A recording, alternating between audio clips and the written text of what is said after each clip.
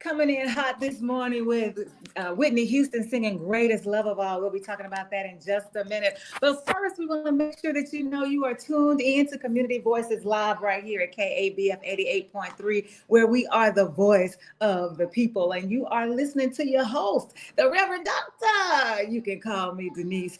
And today we have, Tony is out of the studio, but I am not rolling solo. We've got two guests that are waiting to have conversation with you. And I just cannot wait to see how the conversation unfolds. But right now, I just want to make sure that you know how grateful we are for you. The fact that you have chosen to be here with us from 9 to 10 o'clock a.m. so that we can have these dialogues where we center Blackness in the context of the human story. And we're doing that through the spirit of Sawubona, that spirit that says we are one because we are bound together by our humanity. And there's nothing that we can do about that, but we can change the way that we interact with each other. So we are glad that you are here because KABF 88.3 FM understands. We know and we realize and we recognize that we would not be alive were it not for you. So all of the ways that you show up for us, we are grateful. However you show up, we are grateful. Those of you who are calling me saying you're going to pledge, calling me, telling me you're going to pledge,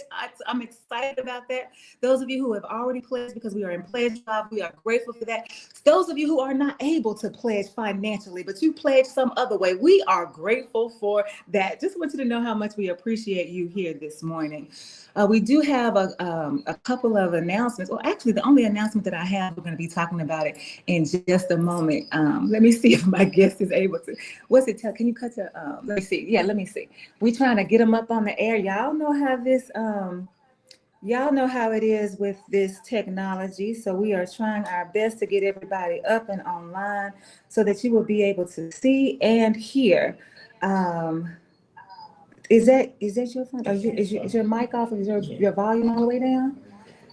Because I hear me coming through your phone. We might not be able to do it, y'all, because I have to. I need to I can't pay attention to both. I'm so sorry. But like I said, if you want to, you can.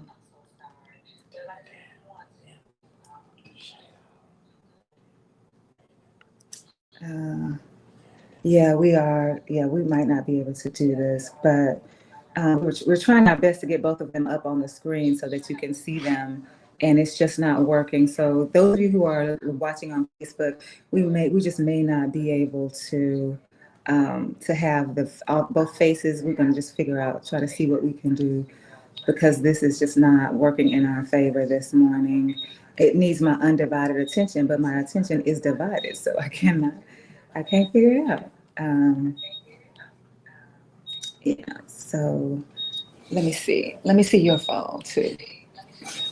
Yeah, because I trying to get the feedback worked out. We just got a lot going on, y'all. I hear myself coming through loudly and clearly. Oh, where are you? Where are you? Right here. Okay. Let's see. Wait, no, you pop up. Yeah, so we may not be able to figure it out, but you will be able to hear them. Those of you who are listening, you will be able to hear. Jonathan is up on the screen, so you will be able to see him, and then if they choose to sit together, then we'll see what happens. But thank you again. So we're going to go ahead and get started. We're going to talk about Whitney Houston singing the song Greatest Love of All, reminding us that our children are the future, which means that we have to ask ourselves the questions. What are we doing to make sure that our children are ready to inherit the world that we will leave behind?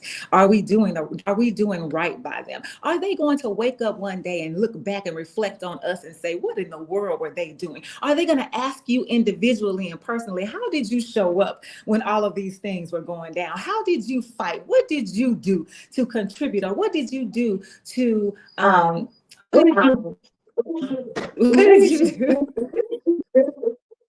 What did you do to resist what was happening in this space? How did you show up? Those are the questions that I know future generations are going to be asking, because we ask those same questions of the generations that have come before us. So why would they be any different from the way that we operate? They're not going to be any different. They're going to wonder those same things. And so we have to make sure that we are readying our children for what's going to be left behind. And we have to be ready even now to take accountability when we're having these these cross-generational conversations and they want to know like what's going on, how did we get here, we have to be honest with them. We've got to tell them the truth. We've got to introduce them to the books that people are trying to ban. We got to have personal conversations and individual conversations so that they will know that it is possible for them to dismantle the very systems that we are working to dismantle even now. They do have the power. The power always rests in the hands of the people, and the children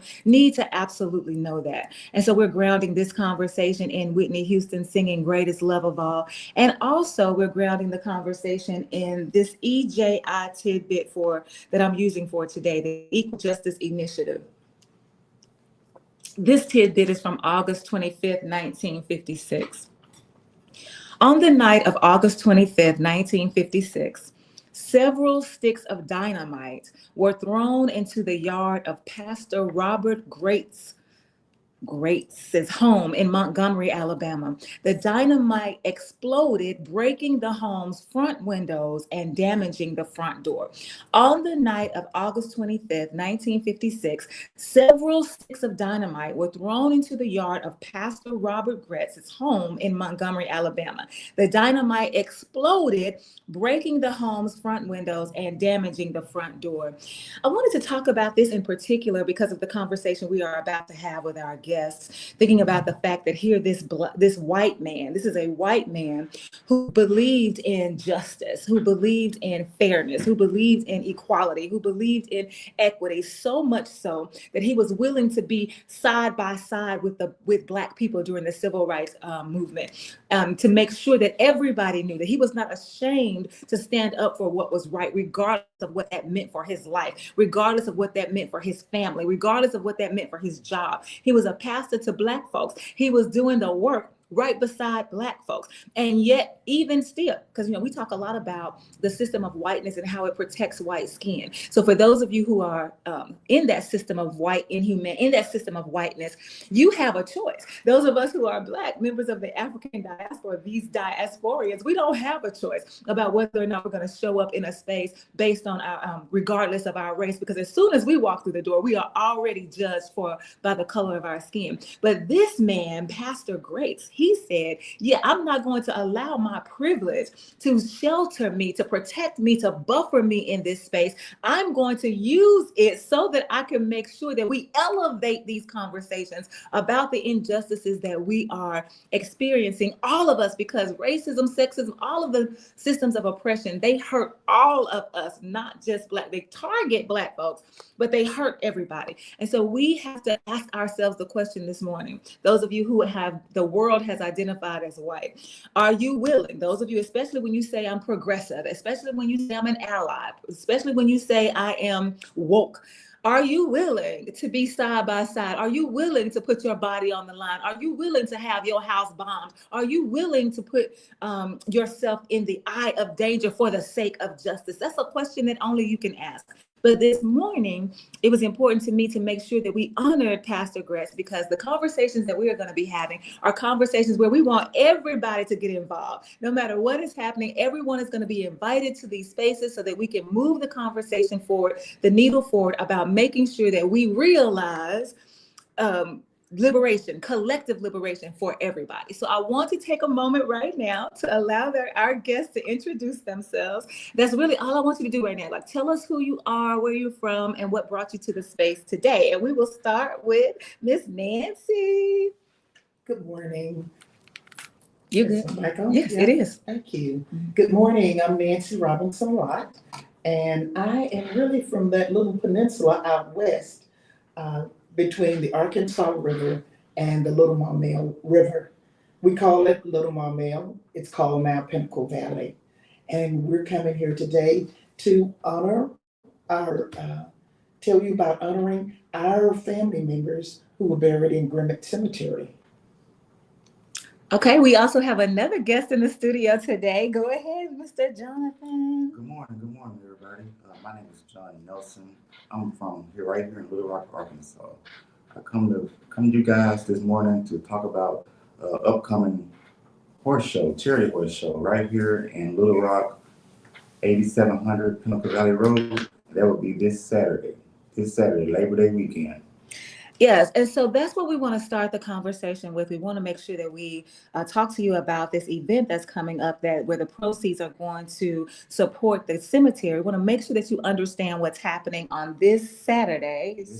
This Saturday coming up. So can you talk a little bit more about the Pinnacle Valley Charity Horse Show? Well, all the festivities going to start at 4 o'clock. So 4 until it's over. So I invite everyone to come on out, enjoy themselves, get a belly full of food, and have a great time. And what else is going to be going on because I think when I saw the flyer, some more stuff happening. You can. Yeah. Let me, Jonathan's being a little bashful. Oh, don't be bashful, Jonathan. Jonathan is a fifth generation Nelson from the area. They have been into horses over 50 years. We're talking about Tennessee walking and gaited horses. And he and his family have decided to help us in a fundraiser by having this horse show. And really, it's an exciting time for families to come out and see the horses and see the riders. It's not your rodeo. It is a Tennessee walking and gaited horses show. We're going to have vendors, food trucks. We'll have fun and entertainment. I'm sorry, this year we won't have the kids able to ride the horses. We may in the future, but we're asking all of you to come out, bring your lawn chairs, and just enjoy the show. Come out early. Well, I want you all to know something, though. Miss Nancy Robinson Lott, contacted the studios to come on to the radio on today. And she said, I asked her, I said, why did you choose Community Voices? Because it has community in the name. To know that she has listened to us and she wanted this to be something that you heard. When we talk about how grateful we are for the way you show up, this is the result of that. People are listening to the conversations. Oh, and let me remind you, the phone line is open at 501-433-0088, 501-433-0088, because people are listening to the conversations that we have. They are being inspired by these conversations, and they want to make sure that you hear from them. So Community Voices, here are two voices from the community to engage you in dialogue, not just around the charity show, but we really want you to know about the charity show, not really because we're asking you to come ride horses, but because the proceeds, the donations that you contribute are going to the cemetery, the Grimmett Cemetery, Grimmette. Right. Okay. To that cemetery. Why is that cemetery so important? In the late 1800s, our area suffered a flood, and many of the people there lost relatives. And there was a gentleman, Mr. Grimmett, who owned a dairy, and he provided land, high land, that would be there so we could bury former enslaved and freedmen into the cemetery. And for 36 years, we were able to bury family members in that. And I say we because my great-grandmother, Martha Tate Robinson, is buried there along with 3 of her sons and her granddaughter, Augusta Robinson, who is my dad's sister. This space is very important because for years we did not know about the cemetery. My dad never spoke about it, but through the PAC, my sister Elsie Robinson Dotson and Freddie Norwood worked with PAC, and they talked to the owners and they found out that, yeah, there was Grimmett Cemetery because it was on the map, on the Pulaski County map, but no one had ever said anything about it. So through Elsie and Freddie's initiative, they worked with the owner, the granddaughter of Mr. Grimmett, and we were able to clean it off. And of course, you know, all of our cemeteries, for some reason, we abandoned them.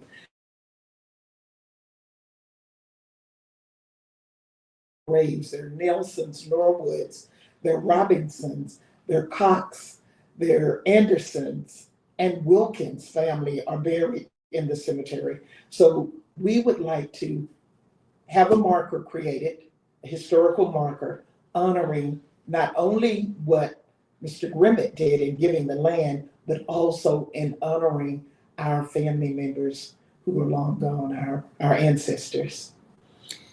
It's interesting to me that you said we, for whatever reason, abandon our um, we abandon our cemeteries. Why do you think, just in your own personal opinion, why do you think that's the case? First, life happens. And when life happens, it becomes secondary, especially when it's not an active cemetery. When it's an active cemetery, we care a little more about it. But when it's full, and in 1936, they stopped burying because it was full. Oh, so when you And say be- active, you mean people can continue to be buried. right, When you so if it's inactive, that means that there's no more space no for you more to bury space, anybody. right. Or maybe the church is burned, or maybe it's in a man's cow pasture, or some area where we don't see it, out of sight, out of mind. Mm, that's interesting. And so it's not, in order for you to be going to the cemetery, you would have to be going there, is what you're saying. You wouldn't just haphazardly run up on the cemetery. Like on 12th Street, there's Haven of Rest, right? Right. And you can see it, right? When You you can see drive down 12th Street, you can see it. It's not like that with Grimet. No, it's not like that in Gwinnett. You would have to be intentionally going there. Intentionally going there. You would definitely have to be intentionally knowing where it is and going there, because their homes around it. Mm-hmm, mm-hmm. Jonathan, I just want to make sure you know that you can jump in anytime. You can ask a question. You can say whatever you want to say. He doesn't look shy, y'all, but he kind of acting shy. Like I just met both of these people today. So I'm not sure how he usually acts, but we want you to have a voice in this space as well. That I'm sure that's why Miss Nancy invited you, right? So that you can have something to say. But as I was thinking about the conversation, one of the things that we were talking about, because I was trying to get my bearings when you were telling me where the neighborhood is, as you were talking about, and every time you said, "Do you know where such and such?" I was like, "No." And finally, you were like, "Is you from Little Rock?" Oh, come on now. I said, "Are you from Little Rock?" People, come on now. She just said. Yeah, I don't mind breaking verbs. I don't mind at all, even as an English teacher. But yes, and I was like, I really am not, and I needed you to give me more information, more context, so I could figure out what you were talking about. And then when I thought I knew, I was still too far. But when you said Panky, I said, now I know where that is. Remember that? I said, I know where that is. And so because Panky came up in the conversation, I really thought that this would be a great time to talk about that neighborhood as well, especially considering its history. And I feel like there are some parallels between what you're talking about with Pinnacle Valley and also with Panky. Do you see any parallels, or is that just me? Oh yeah, there are parallels. Yeah, so you're right. Yeah, so can we tell us a little bit about Panky? Panky. Oh, you listen. First, I would say if you really want to know the whole story, you need to buy the book celebrating Josephine, celebrating the life and legacy of Mrs. Josephine Irving Harris Panky. Pyramid Books has it. But about Panky, Panky was started around 1907 by an African-American female, Mrs. Josephine Irving Harris Panky. She was a school teacher that came down, had attended Oberlin College around 1890, and her family sent her down, because they were with the AME Church, sent her down as a missionary to teach young students. And she ended up in Prairie County, and that's where she started her career here in Arkansas. She met a man, Mr. Panky, Mr. S.H. Panky, right here in Little Rock, and they married, and she became a philanthropist. He was a postman, she was a teacher. They became a philanthropist. They bought land. She had a mobile library. So she's basically the story of Panky, the beginning of Panky. Absolutely. So when we talk about revolutionaries, Josephine Panky was absolutely revolutionary for a woman, especially a woman in her time, buying and selling property. There were three Josephine Panky editions. Like there were three different plots of land that she bought, and then it would be blocks of land that they would then divide into parts, right? And so it's just amazing how she was doing this, right? As I was reading it in the Encyclopedia of Arkansas, and you wrote you and one of your friends wrote what I was reading, so I know it's the truth.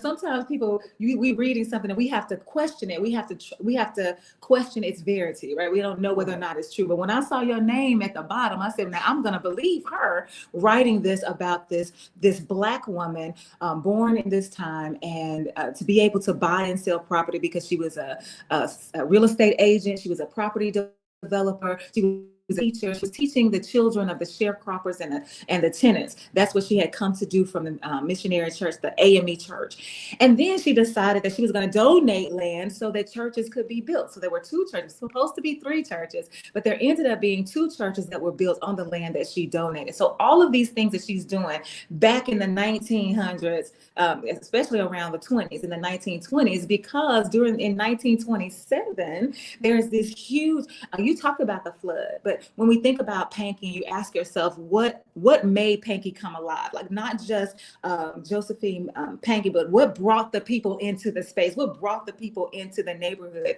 And the flood was one of the things that happened, and people were looking for higher ground, and they could find it in Panky. And so people started to come in. And then also in 1920s, I want to say around 27, we had the lynching of John Carter, and people were rioting and protesting against it, the white folks were. But that was also something that played a huge part in us finding our way to each other to build community outside of the system. Now, you all have heard me say this more than once. This is prime time right now in America for Black folks, especially to go back to living outside of the system. The system keeps telling us, we don't want you, we don't value you, we don't like you, we're not interested in you. And we're like, please, baby, please see me. Instead, we should be saying there is a way that we can be together in community, to govern ourselves, to do business with ourselves. We have examples, and Panky is an example, and it's also dying. And that's the reason I brought it up, because as I was reading, there were it was like a great business district in Panky, correct? You talked about the cafe, you talked about the juke joint, you talked about all of those businesses right that were there, including these churches. And now the churches still stand, but the businesses don't. Now, for me, that struck a chord. I'm like, so how have the churches been able to withstand all of the years, and then the businesses were not? Do you have an opinion about why that is the case? Well, I'm sure that the churches stand because the people in the community, there's still people in the community who are attached to the church, and people who are outside of the community who attend church there. But Mrs. Panky caught the idea of Blacks owning land from the people from Douglasville, and also the people in Little Marmel, because they were buying land. Mm-hmm. African Americans were buying land, large plots, 40 acres. And some of them still own that land in Little Marmel, where we are. Right. So that was one of the ideas that she came about. But the beginning of her sales were to people who were moving from agriculture, which was the mainstay of our community, Little Marmel, the agriculture and railroad to other industries. And so they were moving into town, and they bought parcels of land. So they were buying lots versus the people in Little Marmel who were buying acreage and who was having large families to work those lands, right, Jonathan? Oh, yes. I did my time in the fields out there. What you have to do, Jonathan? What were you doing out there in the fields? What was I doing? Man, yeah. We raised soybeans, wheat. We had cattle, horses, pigs. So I did my time out there. Yeah, like what did you have to do? Did you have to feed the pigs? Did you have to what you were out there doing? I know some of you guys have never been on a farm, but in a farm, the work is never done. It's always something to do every day. Even raising pigs or even livestock or growing vegetables. So it's always the job is never done. Well, I think there's a conversation that we've been having on the air from time to time about the status of immigrants in the country right now, the way that this government is mercilessly going after them and treating them as less than human, as if they have no value to us at all, and taking them out of their jobs, and then saying they don't work. Like all of the things that they are doing, that's just really ridiculous as it relates to the immigrants. Some people in the Black community, their response is, "Oh, I don't know why you're getting rid of those people, because if you think I'm about to work in the field, you got me mixed up, because I'm not going to do that. I'm not doing that anymore." And so when you say that you put in your time working in the fields, do you feel like that? Do you think that Black people now feel like we are beyond working in the fields? That that's not what we're going to do anymore? Well, I think it's some people may think that way, but I think if it's money to be made, I think that's where they will go where money is. Okay, so if people want to work Right. and they're looking for a job, then if that's where the job is, then that's where you'll go. That's what you're saying. Exactly. I feel like Miss Nancy has a comment. Or you put seeds in the ground on your own land, like Jonathan was saying about the families out in our area who grew their own crops. We need to get back to doing that, growing our own, maybe through community garden, that having gardens and maybe doing that as far as using the land, because we all need food.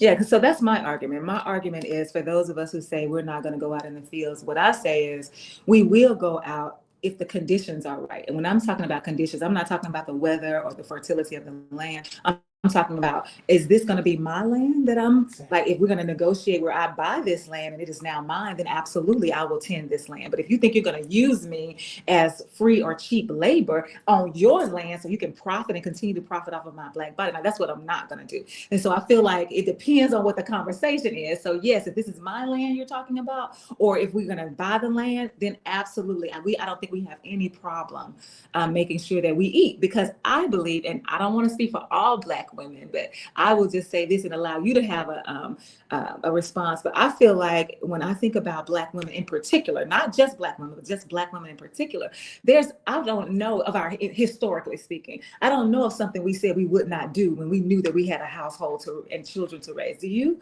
Like, was there ever a time we said, honey, I'm not doing that? Like, never did we do that. And so I don't want anybody to walk away thinking, because that's what I worry about when we have that kind of conversation about Black people ain't going into the fields. Like, wait a minute, don't try to say that, and don't try to and don't find yourself complicit in the conversation that Black people are lazy, because that is a lie. It is interesting to me that we have been enslaved for 400 years and now you're gonna call us lazy. Like, what the? That doesn't even make sense. And so I want us to be careful about the conversation. Yes, I agree with you. We're not getting ready to go out there and be exploited in the fields, but we absolutely will work the fields if it's for the benefit of our families, our legacy, our community, our children. I really believe that. I have no doubt that we would do those things. And so this charity horse show is happening on Saturday. It starts at 6 p.m. Actually, 4 p.m. Oh, okay. Well, we're asking people to come out early because we figure there's going to be some tie up, a lot of people coming. So yeah. So we have a lot of festivities planned for them. We started 4 with line dancing. We have a food cook-off. So we have a lot of things, a lot of interesting things out there for people to come out and take part of. Y'all gotta do boots on the ground. Oh yeah. It's more line dancing than boots on the ground. Y'all gonna do a lot of line dancing or just boots on the ground? Oh, we have a lot of line dancing. For those of you who cannot see Jonathan, baby, he stepped up in here with his cowboy hat and his boots, but he got boots on the ground right now. I'm like, starting early with your cowboy hat. But I want to know, though, when you say that there's going to be a cook-off, that means that people are, like, somebody's going to be tasting and voting and okay, what do you cook? What are people cooking? You can cook anything that you're best at. Well, what's your best dish? My best dish is spaghetti. But how does that work, though? If I cook spaghetti and you cook greens, like, isn't that, how are you going to compare that? Or you just like by taste, whatever dish tasted the best? Right. We have a judge. We have judges. We have a judge out there, and they will sample the food, and they'll pick the winner by who's ever. Oh, so the people are not picking the winner. The judges are picking the winner. Who are the judges? Do y'all know yet? Oh, yeah, No. yeah, just random No. judges. Oh, just- Just random No, judges. we're not announcing the judges. You're not announcing the No, judges? we're not announcing. Well, what's important for us to know is that we are not the judge. You know, sometimes the people will be able to like put the little coin in and vote for whoever. So we are not the judge. But whatever your favorite dish is, that you think that you can, what they call it, put your foot in it, whatever they be saying. If you think that you have a really good dish and you want to make sure that you enter how can they enter the best? But that says best dessert. Is it best food or is it best dessert? Both. It's both. So Both. best dessert, best food. How do you enter? You just give a call to 501-240-9678, and we'll be gladly to get you set up. Say it again. Give us the number again. 501-240-9678. And where is this going to be again? 8700 Pinnacle Valley Road. Now, for those people that are like me, that really don't know exactly, because when I said, oh yeah, I went and taught, I did some work at Pinnacle Valley School, Pinnacle View, and you were like, no, that's too far. So can you give us a little more, because most people might know, right? But I didn't know, so there may be other people who don't know. So how do we get them exactly to where? Tell them what you told me, like you were really precise. You were like, once you get to Crow. Okay, it's out Highway 10. Okay. Once you come off 430 or past 430, you come through Dark Hollow and you come through Pankey and you get to Kroger's, and there's a light there at Kroger's. The very next light is Pinnacle Valley Road. Mm-hmm. When you turn on Pinnacle Valley Road, you're going to turn to the right. Just follow Pinnacle Valley on out. You're going to cross the bridge, our Little Maumelle Bridge, and the next turn to the left is Pinnacle. Pinnacle Valley continues. And you're about 3 minutes away, Jonathan? 3 minutes. 3 minutes, right from. If you guys put 8700 Pinnacle Valley Road in your GPS, you're going to miss it. That's young folks right I there. was going to say. That's young folks. Use the GPS. But I use landmarks. yeah, and that's what a lot of people might need to do is use landmarks. I'm glad that that you mentioned Highway 10, because again, I want to go back to, I know that I feel that what you're saying to me is, yes, there's Little Maumelle and there's Pankey. There might have some parallels, but these are two different neighborhoods, right? Yes. With two different histories, I hear you. I want you to know I hear that. And I still want to talk about Pankey, especially when you said that Little Maumelle is down Highway 10, because I feel like Highway 10 played an integral role for the community of Pankey, because it divided the plots that Miss Pankey, that she bought, right? Like, so when we think about how this government uses highway systems to disrupt what is happening in Black communities, I'm not exactly sure if it disrupted the community, but I felt like when I was reading that, I was like, here we go again with these highways, in the middle of what we're trying to do. So was 10 something that disrupted the community down there? Did Highway 10 do that? There was always a highway there, Mhm. Prospect. Mm-hmm. Highway 10, before it was called Highway 10, State Highway, it was called Prospect. Mm-hmm. And Prospect was the leading way out to the western part of the state, leaving Pulaski County, going further out. Prospect was the road. So her land was, when she had it surveyed, it was split. Mm-hmm. The community was split at that time. So she knew that there was some issues there. Mm-hmm. Now, as far as the highway widening, Highway 10 used to be a scenic drive. Did it? Oh yeah, Pinnacle Valley is the scenic drive now, isn't it, Janet? Oh, yeah. Well, we call it Pinnacle Valley, but it's really Little Maumelle. But that's the scenic drive now. But Highway 10 was, in fact, they said they were going to leave it a scenic drive. Mm-hmm. More people moved out west. Mm-hmm. And instead of looking at mass transit, Mm-hmm. they looked at more cars. Mm-hmm. We have a train track out that could probably be used. It's being used, maybe 2 times a day, or even at that, how many times? Maybe about 4 times a week. I haven't seen a train come across the tracks for a long time. So. Well, I hear it during the day. Mm-hmm. But there's a train system out that Mhm. could go through and pick up, and that would be a scenic ride. Right. That railroad could be used for mass transit, but they are choosing to widen Highway 10. Right, they So want the an mass extra traffic. lane on both sides, right? And Exactly. if they do an extra lane on both sides, it really will, that now will disrupt the community because of, first of all, like the community, I don't want to say it's dying. Would you say it's declining? I'm talking about Panky now. I'm not talking about Little Mont Mill, but I feel like they're, the way that I was understanding the research is that this lane will, these two lanes will disrupt what is the remnants. Maybe I should say that of what's left there. It's going to cause some problems for the neighborhood that is still there, because the neighborhood is still there. There are people still there, just like in Little Mont Mill. You say you fifth generation, Jonathan, Yes. in Little Mont Mill. Like that mean your daddy, how daddy, can you name them? Can you name you? Well, I don't know if I can go back to a little 50. Okay, you say I'm the son of. Who are you the I'm son of? Michael Nelson, Who was the son of? Ben Nelson, Who was the son of? John John. Who was the Nelson. son of? John Mason. And then who's the son of? See, Okay, that's as far back as He's a fifth. you're going back farther than I can. I can only go back to my grandmother. So that's why I was asking, because sometimes I just learned about this podcast that asks you to think about who you are the daughter of. So I was thinking about you, so let's do it again. You're Jonathan, the son of? Michael Nelson, The son of? Ben Nelson, The son of? John Nelson. Okay. And John Nelson. John Jr. He's the son of John Jr., right? John. Caller, you're live on the air, KABF 88.3 FM. This is Community Voices. Thanks for calling. You're more than welcome. Good morning, Sister Denise, and to your guests. I really enjoyed the conversation. It brings back memories. I've got blood ties to that area of Alaska County. And I can recall old folks telling me, and not too old folks telling me about my relatives and folks that settled out there in that area.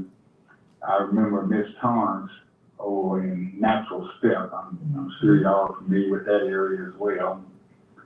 And I had folks that came off of what was called Tebow Plantation, which is southeast Arkansas, at the southeast Alaska County, at the other end of Fraser Pike, if you will, Tebow Plantation. And they had some folks that escaped, if you will, from slavery and got on the river. And it was like they had gone to another part of the world when they finally got off the riverbanks in the Maumelle area, if you will. They were Lightners. I'm sure you can recall that name, because that was a prominent family, or a family that was known out in that area. But I also heard you mention the Norwoods, and of course, you didn't mention the Smiths, John, Matthew, and Joseph Smith. But at one time, there were brick masons and folks in the building trade that almost dominated Alaska County. I mean, everybody that had a beautiful fireplace or a brick wall or some type of beautiful patio or whatever had work done by these families. In addition to the work that was done, you know, of course, when you were a slave, you did everything from not just farming, but also building, because that's who did all the work. And those names that you just mentioned, the Nelsons, the Robinsons, and the Norwoods, etc., at one time were like the pillar of those type of jobs, those type of resources. I imagine you had folks in those families that did work. At one time they went all the way up to Alaska and were doing that type of work. I don't know if you guys recall that or not, but I'm sure if you ask some of your older relatives, they'll tell you about the time when some of them went up to Alaska to do that type of work. In addition to the farm work that was done, they were master tradesmen, if you will. And I just wanted to make that known. I can recall stories from old folks. I'm in my 80s, you know, like around Peter Norwood and Wade and all those fellas. But I can recall Mr. Bennett telling me stuff, and Miss Torrance and people like that, you know, just from one side of the community to the other. And it's a great history. And I'm going to go and get that book that you just referenced from Pyramid, because I've heard about it, but I never read it. And I just had to mention that because I was told that some folks ran off of one plantation and got on the river and stopped up around Maumelle, and that was back in the 1800s, late 1800s, if you will, right after slavery. And I just want to make that fact known. And thank you so much for all that you're telling us about, and keep up the good work. And I hope your endeavors are successful. Thank you. Thank you. And let's talk about that for just a moment.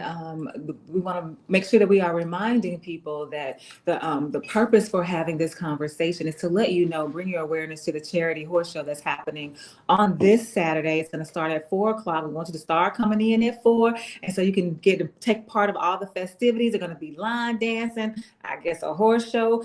You can do a food cook-off, which includes dessert, food, and dessert. Some people think those two different things, but you put it in your mouth and you eat it. So it's food and dessert. And then, but the donations that are being collected for the cemetery. We don't want you to lose sight of that. Want to make sure that we are tending to the cemetery in ways that, maybe I shouldn't be talking about it, but yes. So you want to say something like remind the people that that's really, important. That's right. That is one of the most important things, that what we're trying to do as our community changes, and gentrification comes in, but as it changes, then things are forgotten.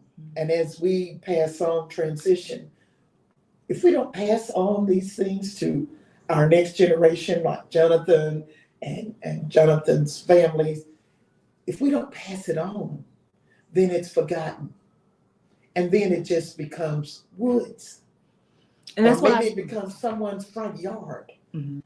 What we have to do is mark it. And that's why we're planning to put a historical marker up, telling the story about how this cemetery came about and who's buried there. Mm-hmm. And so that's why I started with the show with Greatest Love of All, talking about I believe that children are the future, reminding us that we have a responsibility to the people that are coming behind us, to our children. And one of the things I worry about in this world is that I have friends who say that they don't want to pay school tax because they don't have any children that are in the public schools. And my response is always, every child is your child. And so if we think about it in that way, we talk about the spirit of Sawubona that binds us together. There's no such thing as this is not your child. There's no such thing as that you don't have anything to do with the school district. All of us are working together in tandem, in concert. Instead of a cacophony, it should be in concert with each other, melodious sounds that we are making through our diversity to make sure that we are leaving the world better than we found it. My mama used to say that anytime you go to somebody's house and you're going to visit, or if you go to somebody's house and you're going to stay, you need to leave it better than when you found it. So I feel like that's what we should be doing with the world. Now, we ain't doing it right now. We're going in the wrong direction. So we have to ask ourselves. And so I feel like Josephine Pankey and then your relatives, Jonathan, are giving us a blueprint. You say, hey, Miss Pankey saw that this is what they were doing over here. She said, wait a minute, we can do this in our community. There's nothing stopping us from doing that now. There's nothing stopping us from donating to this cemetery. There's nothing stopping us from getting this marker. There's nothing stopping us from learning the story so that we can tell. You can't say that the white man got anything to do with this right here. Now, not what we're talking about right now. You can't say that. So this is on us. The onus is on us to rally around each other so that we can do the work that needs to be done so that our children will not be able to forget, because the stories will be burned into their brains because they've heard it so much. I have a niece. My nieces, I remember when they were little, my mama would tell them stories. It got to the point as they grew up, they were like, I know. And they could recite the story themselves because they had heard it so many times. That's how it should be. There shouldn't be any of us who do not know this story. So I wonder if you could just give us just a little bit of how the cemetery came about. Do you know? Yes. I'm not trying to put you on the spot, but. Through interviewing the granddaughter of Mr. Grimmett, who was a white man, in the community. And I will tell you, we've always lived, I guess our little peninsula from Pinnacle Mountain to the bridge, when you enter across Little Maumelle, we've been a collective community and people have worked together. When Mr. Grimmett saw that our community, there were sharecroppers there were landowners there, but that we had lost the cemetery because it is prone to flooding. Our area is prone to flooding. When he saw that, he donated this piece of land to bury. And really, if you see his house where he lived and the cemetery, they're right next door to each other. His home, he selected this plot of land to give to the community, and our community used it. Our families used it to bury their people who had transitioned. And you go out and you see the mosaic Templar markings, and you see that there was chambers. There were chambers out there because it's on the headstones. So this was an organized community. They needed something. He saw that it was needed. He donated the land to the community. And now the Grimmett still own the land, but it's the community because the bodies are buried there. And that's our cemetery. That's one of the reasons why we also started with the EJI tidbit today that spotlighted a white pastor who was willing to say, I stand with you because I recognize the injustice that's being done. In this case, I recognize the need that you have in your community, and I am willing to be a part of that. I am willing to stand with you on that. And so it was important for me to do that because the question that I want to continue to pose, particularly to those people who the world has identified as white, like, what are you doing? Like, how are you coming alongside? How are you working in tandem? How are you working as part of the collective? With whom are you collaborating? I remember that one day when we were doing Tony was doing some action outside of the DoubleTree right downtown, and I came to do voter registration, and there was this woman. I went live with this woman who said that she was out here, and she said it was a white woman, and she said it's our turn to work on your behalf or to work for y'all. I know y'all are tired. Talking about Black folks, I know y'all are tired. It's time for us to step up, and we need to do this work. And I asked her, I said, is there anybody Black working with you? And she had to say no. And so I said, I'm just telling y'all what I said. I said, y'all don't know nothing about fighting. You need to have somebody sitting with you that you can have conversation with. You all can brainstorm together. You all can figure out how to use some tactics and some strategies because y'all are new to this. We are not. So get somebody to help you. So what are you doing to make sure that you are showing up to assist people in this work that we are striving toward, which is collective liberation, meaning liberation for all people? Because if I'm not free, you're not free. If the immigrant not free, you not free. If the incarcerated person is not free, you not free. And so we have to have that mindset so that we are all working together in the spirit of Sawubona, that spirit of oneness that binds us together through our humanity. And so, Jonathan, I'm gonna come to you because we're running out of time and you ain't said too much. I need you to say something. Tell us something. What do you want to hear? I want to hear like, wait, Miss Lott, we talked about the bricklayers and how, yes, we talked about the bricklayers and how now it seems to be a dying trade. That's what we talked about. So can you talk to us about bricklayers? Well, I think the Hispanics are taking over the bricklaying trade. Why?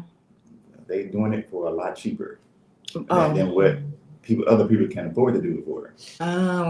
So it's not like we don't want to compete with them, but we can't compete with them because they're willing to drop their prices to a space where we cannot be sustained in our livelihood. Okay. And I really think that that's an important piece of this conversation because there are some people out there that think, because they call on the radio, Solar Beam will call on the radio and say things like, we just sitting around on the porch, doing whatever, not realizing that there are people, or not recognizing that there are people who are like, no, we out here laying brick, we out here building, like we're not, there are barriers in place that's keeping us from doing this work. And that would be a barrier, right? Where you're coming in so low that we can't feed our family. And there's no way we're going to take that job. There's no way you can afford to do it. No way you can afford to do it. So then what do you think? Like, have you thought about a remedy for that? Like, well, the only remedy we have to do like they're doing. So we have to come together, to come together and put our resources together, and that's what the Hispanics are doing. So they are coming together, living together,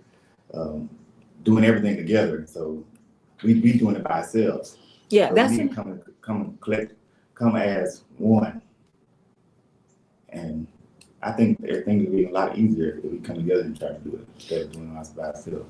I asked you to say something and you said a mouthful, because when we think about how we are as Black folks in particular, how individual we are, that we have our own homes, single family homes, and we live wherever we live and we do whatever we want to do, as for me and my house kind of thing.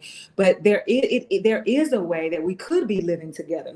There is a way that we could be having kind of like a co-op. There's a way that we could be pooling our resources, especially people who say that they are Christian. It's really interesting to me when I think about the way that church has moved, the direction that we have moved in, particularly around the prosperity gospel. Wait a minute, let me get this caller. Caller, you're live on the air at Community Voices. Thanks for calling. Can you turn your radio down? Good morning. You know, a lot of, you do have a lot of, you know, Mexican people working maybe lower. But the fact of the matter is, a lot of them may be illegal, so they're gonna put up with a lot of things that maybe other people would do. And then you still have the racist side, the people would rather hide him than Black people. That's just a real fact. Mm-hmm. In this world, I didn't talk about God and the devil. You got some good people and you got some bad-ass people on this planet. That's just real. I don't have to see all out in space to recognize you got some good people, you got some evil people. It's just the way it works. So that's all I have to say. You know, I live with Mexican people. I learned how to drive truck with them in Mexican families out in California years ago. And I worked in the fields. I did all the stuff that they say everybody. If I needed a job right now and was healthy enough, I would hit the field. I would do what it takes. That's as simple as that. I'm not picking, but a lot of our people, we can't get together and do nothing because we want to make the big money. The Mexicans, 5 or 10 of them live in one house. They come together and they do things together. They don't want to be called right off the top. They might get them, but they don't work together. See, and we want to make $1 million a day for what we do. I know how our people are. See, and that's all I got to tell you. Thank you, caller. Yes, I do agree that there are ways that we can be better as Black folks. We can do better about our resources. I'm not suggesting that you go and move in with your family folks. I'm not saying that, but there are ways that we can pool our resources. When we think about our ancestry, when we think about in Africa, the continent of Africa, they had a practice called susus, where they would bring the money together, and the money, it was like a pot, and whoever needed that pot for that particular time would get that pot, have access to the pot, and they would continue to feed that pot so that everybody was always making sure that everybody's needs were met. And that's what I was about to say about the church. That's what the church is in the book of Acts, where everybody comes together, pools your resources, and you distribute them amongst the people so that no one lacks anything. And there is a way for us to pool our resources so that we can tear down some of these barriers that's keeping us from doing what we want to do. Thank you so much for joining us for Community Voices. You have been live right here at KABF 88.3 FM, where we are the voice of the people. Nancy Robinson, Lott, Jonathan Nelson, is that right, Nelson? Jonathan Nelson in the house, talking about the charity show, horse show that's happening this Saturday, starting at 4:00. Bring your best dish, bring your best dessert, bring your boots on the ground. Come on, there's a lot going on. And bring your chairs and bring your donation for the cemetery. Thank you all so much. You got your girl Lola already at the door, getting ready to give you 2 hours of jazz on Jazzy Tuesday. She's starting with the ladies, and I'm going to bring her in with Roberta Flack singing The First Time Ever I Saw Your Face. We'll talk to y'all soon. Bye now. Wow, I gotta tell you, I am just delighted to meet you both. Are you Michael's brother? Son.